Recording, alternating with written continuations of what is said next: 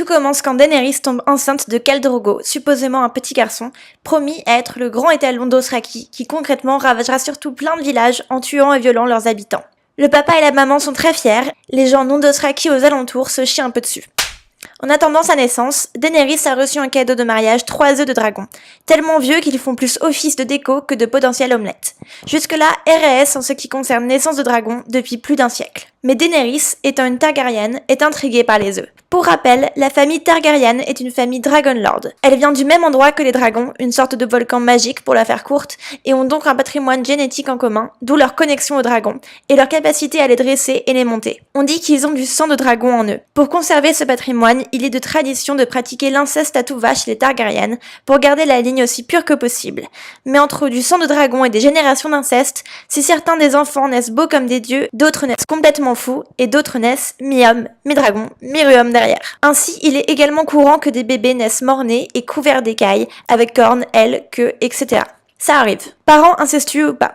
Et pas de bol, c'est le cas pour le futur étalon. Daenerys n'a aucune idée que son fœtus a reçu le gène récessif de la malformation draconienne, comme on l'appelle dans le pas à toi Targaryen. Vient alors le moment où papa Khal Drogo se meurt d'une infection suite à une coupure que le bougre s'est faite en feuilletant un tome de Grand Galop. True story. Dany, désespéré, fait appel à une sorcière et à ses talents en magie noire, aka Blood Magic, qui jette un sort permettant de switcher une vie pour une autre. Ainsi, la sorcière sacrifie un cheval pour sauver le Khal. Au même moment, Dany perd les os et connaissance par la même occasion. À son réveil, la sorcière qui l'a accouché lui annonce que son bébé est mort-né, a une apparence monstrueuse et Khal Drogo est devenu un légume. Elle finit par euthanasier le Khal, brûler son corps et le suivre au bûcher par instinct avec les 3 œufs. Mais surprise, en ressort indemne avec 3 bébés dragons en pleine forme. Alors que s'est-il vraiment passé? Daenerys a-t-elle payé la vie de son mari avec celle de son bébé? La magie a-t-elle transformé son bébé en dragon? La sorcière aurait-elle tout simplement menti pour zigouiller le bébé en scred et lancer une sale rumeur? Ma théorie est la suivante. La sorcière a bel et bien utilisé la vie du cheval pour sauver le Khal.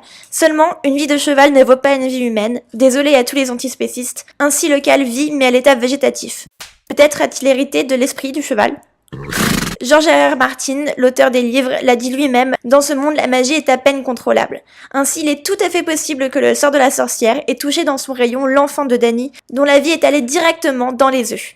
Et a fortiori, la mort des embryons dragons est allée dans le fœtus du bébé étalon. Ce qui expliquerait pourquoi la sorcière le décrit, en plus de son apparence dragonesque, avec écailles, queues, ailes et tout le tintouin, comme pourrissant avec des vers à l'intérieur, comme s'il était mort depuis des années. Ainsi, un petit tour à la couveuse et les œufs ont éclos. Ressuscités grâce à la vie du bébé de Daenerys, faisant des dragons ses presque véritables enfants.